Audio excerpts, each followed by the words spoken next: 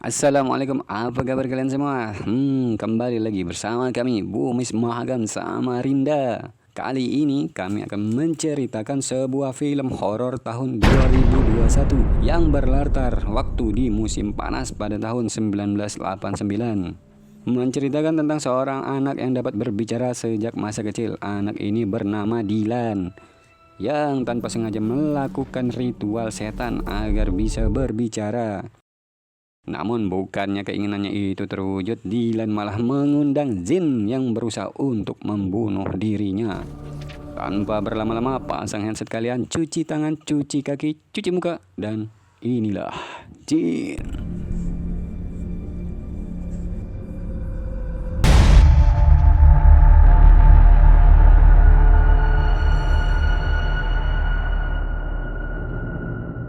Di awal film kita diperlihatkan seorang anak laki-laki bernama Dylan yang baru saja pindah ke rumah baru bersama ayahnya yang bernama Mikael.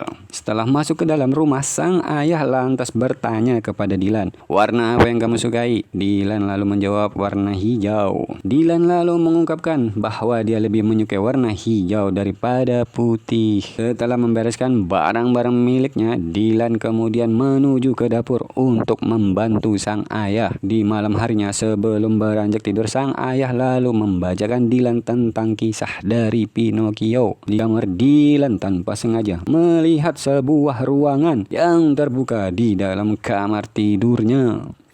Setelah masuk ruangan tersebut, Dylan lalu menemukan sebuah foto kakek tua yang merupakan pemilik rumah itu sebelumnya.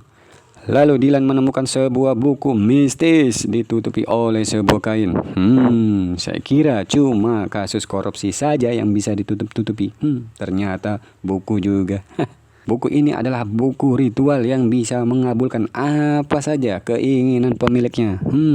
Bisa nggak ya buat ngabulin bubarin DPR? Namun siapa saja yang menggunakannya tentu harus dengan bayaran konsekuensi yang berat.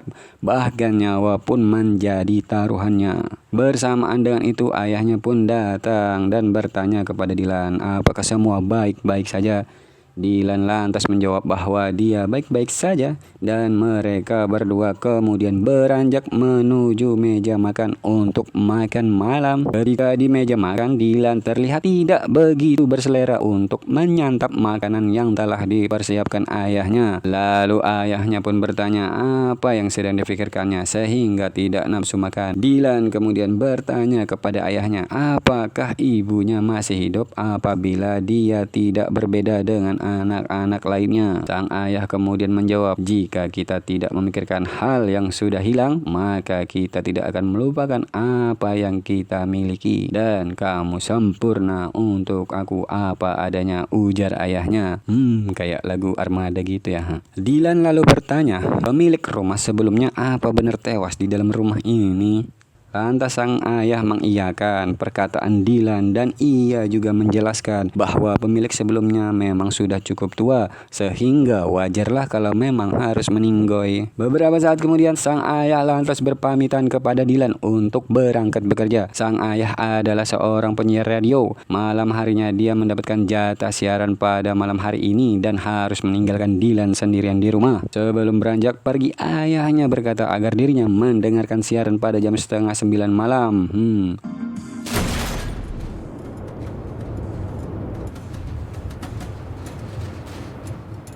Setelah ayahnya pergi, Dylan lantas mengambil buku ritual yang tadi dan membacanya kembali. Di dalam buku tersebut tertulis, pada awal jam terakhir di hari itu, nyalakanlah lilin. Lalu beri 3 tetes darah segar di atas permukaan lilin. Hadapi bayangan dan ucapkan kata-kata ini. Lalu utarakan keinginanmu. Roh api, keinginan berputar. Kabulkanlah hasratku. Kuatkan tekadmu dan bertahan sampai tepat tengah malam. Padamkanlah lilinnya. Jin akan mengabulkan hasratmu. Tapi waspadalah bayangannya si jin. Untuk karunia yang kau akan mengorbankan nyawamu sendiri. Artifacts required 1 clock, 1 candle, 1 mirror.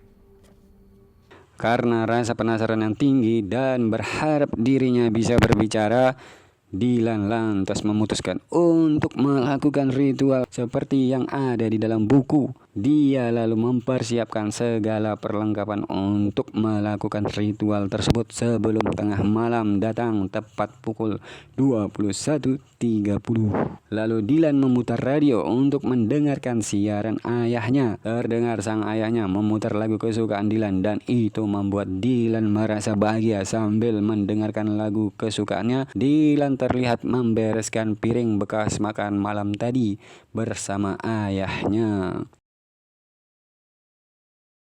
Singkat cerita, saat tengah malam datang, dia lantas memulai ritual seperti petunjuk di dalam buku Book of Shadows. Dan sambil menyalakan lilin, menusuk jari tengahnya dengan jarum dan meneteskan 3 tetes darah di atas permukaan lilin. Setelah itu, Dylan lalu berjalan sambil membawa lilin menuju ke depan cermin. Dia lalu mengucapkan di hadapan cermin itu bahwa dia ingin bisa berbicara seperti anak-anak lainnya. Beberapa saat kemudian Dylan mencoba untuk bersuara. Namun ternyata harapannya tidak terwujud. Merasa sia-sia, dia lantas mengembalikan buku itu ke dalam lemari dan bergegas untuk tidur. Dalam tidurnya Dylan lalu bermimpi bertemu seorang wanita yang sedang menangis di dapur rumahnya.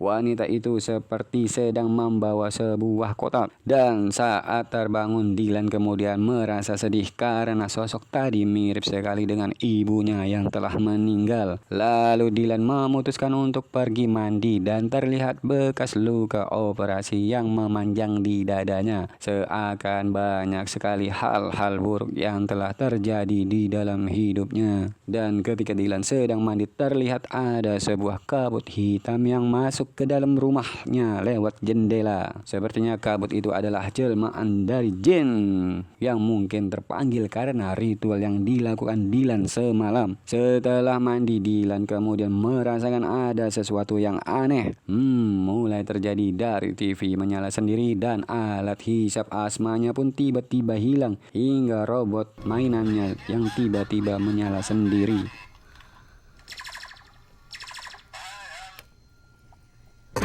Singkat cerita, kabut hitam itu pun berubah wujud menjadi sosok manusia percis seperti yang ada di dalam koran.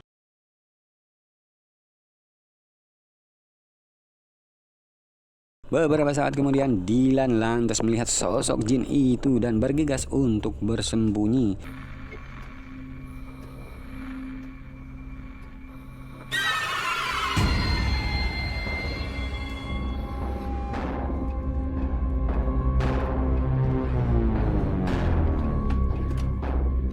Jin yang berubah wujud menjadi manusia itu lantas mengejar Dylan.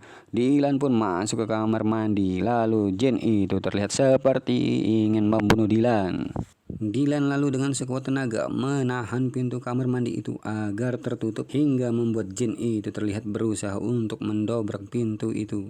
Lalu dengan refleks Dylan mengambil gunting dan menusukkannya ke tangan jin itu. Setelah jin itu pergi, Dylan terlihat seperti mengalami batuk-batuk karena sirkulasi udara di kamar mandi yang sedang rusak. Dan jin itu pun masih berusaha untuk masuk dan akan mendobrak pintu kamar mandi. Dylan lantas menyusun rencana untuk mengelabui jin tersebut dengan cara bersembunyi di balik tirai. Ketika jin itu masuk, Dylan lantas memukul jin tersebut dengan penutup kloset hingga membuat jin itu terjatuh ke dalam bak mandi dengan cepat. Dylan kemudian lari dan mencari alat hisap nafas karena dirinya merasa sesak nafas.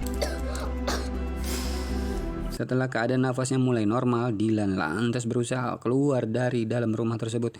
Namun semua pintu di rumah itu tiba-tiba tertutup dan terkunci tersendiri. Dylan lalu membawa sebuah palu yang mana Dylan berencana untuk memecahkan kaca jendelanya untuk melarikan diri. Beberapa saat kemudian, saat Dylan mengayunkan palunya ke kaca, tiba-tiba tubuhnya terpental.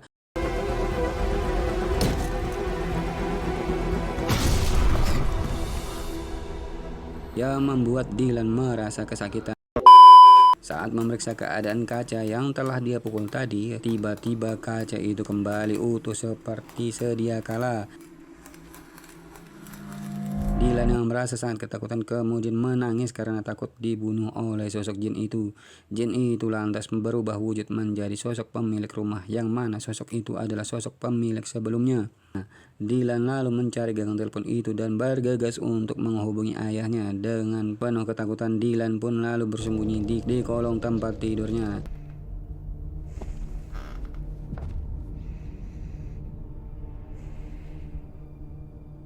Dengan membawa gagang telepon tadi, jin itu kemudian masuk ke dalam kamar Dylan dan berusaha untuk menangkap Dylan. Mengetahui Dylan tidak berada di dalam kamar, lantas jin itu keluar dari sana. Namun tiba-tiba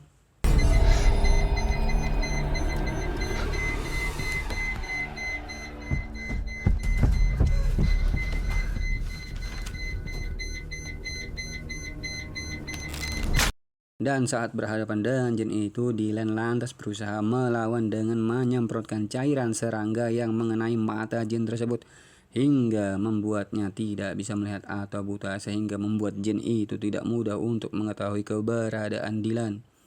Dylan yang mengetahui hal itu dengan cepat dia berlari ke kamarnya dan mengambil buku ritual tadi. Dylan lalu membuka buku ritual tersebut dan di sana tertulis bahwa jin tersebut bisa dikalahkan dengan mematikan lilin tepat di tengah malam. The summoner, their fulfillment frequently leading to unintended consequences. Although immortal, the jinn Karena merasa gugup dan tidak sabaran, Dylan lantas mencoba untuk mematikan api lilin, namun tidak berhasil. Singkat cerita, rumah itu tiba-tiba menjadi padam. Dylan lalu mendengar suara tangisan yang berasal dari dapur. Meski merasa takut, Dylan pun berusaha untuk memeriksa suara tersebut. Di sana Dylan melihat sosok wanita yang sedang membelakangi dirinya, yang berdiam di sudut tembok dapur. Wanita itu lantas memalingkan wajahnya disertai teriakan yang sangat mengerikan.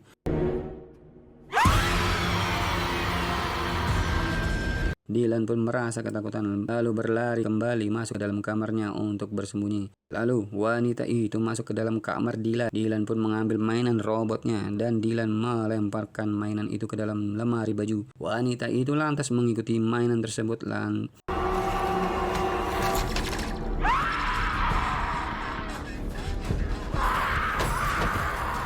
lalu masuk ke dalam lemari. Setelah jin itu masuk ke dalam lemari, dengan cepat Dylan mengunci lemari itu dengan menggunakan sebuah pisau di dalam kamar mandi dan menarik tangan Dylan hingga membuatnya terluka.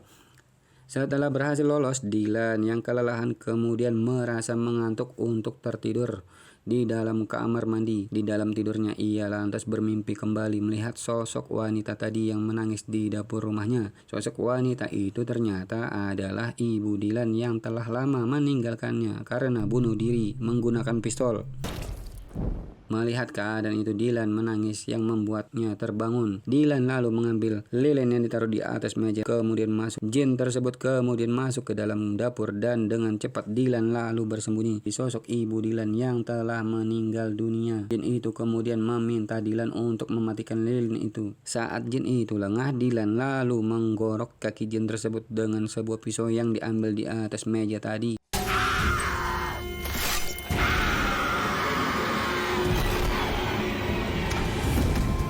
Saat Dylan ingin kabur, jin tersebut berhasil menarik kaki Dylan dan berusaha untuk membunuh Dylan. Lalu Dylan dengan bersusah payah berhasil mengambil pisau yang kemudian menusukkan pisau itu sehingga membuatnya berteriak kesakitan.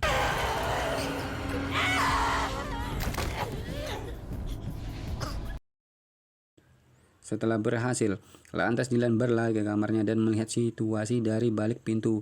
Setelah keadaan mulai membaik, Dylan pun lantas keluar dan melihat sosok jin itu telah terkapar di atas lantai. Saat berjalan melewati jin tersebut, tiba-tiba kaki Dylan dilukai oleh jin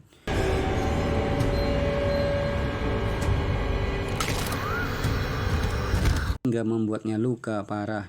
Namun Dylan masih beruntung bisa terlepas dan bergegas mengambil lilin yang ada di atas meja. Tiba-tiba jin wanita itu menjelma menjadi sosok ibu Dylan yang telah meninggal dunia. Jin itu kemudian meminta Dylan agar tidak mematikan lilin itu, agar ibunya tidak lagi meninggalkan dirinya. Dylan yang tahu bahwa jin itu berpura-pura menjadi ibunya, lalu dia segera mematikan lilin tersebut, yang membuat si jin laknat itu musnah seketika.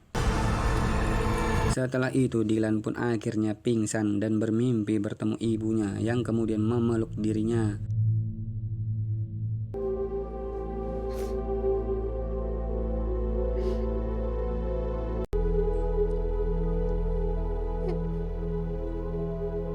Di keesokan harinya setelah terbangun, dia lantas berlari dan memeluk ayahnya yang baru saja pulang. Lalu Dylan berkata kepada ayahnya bahwa dia begitu sangat menyayangi ayahnya. Beberapa saat kemudian saat mereka ingin pergi sarapan, sosok jin itu muncul di depan pintu dan berusaha untuk mencekik ayah Dylan untuk dijadikan tumbal dan memindahkan suara sang ayah ke tubuh Dylan.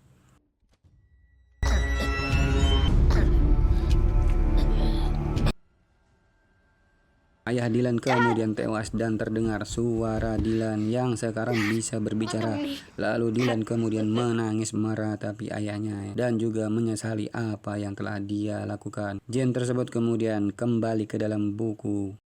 Tamat. Pesan yang bisa diambil dari film ini, jangan pernah meminta kepada siapapun, baik itu manusia, jin, dan jun sekalipun. Mintalah kepada Tuhan yang Maha Kuasa, yang memberi segalanya, Maha Pengasih lagi Maha Penyayang. Sekian dari kami, mohon maaf ada kekurangan. Terima kasih. Wassalamualaikum warahmatullahi wabarakatuh.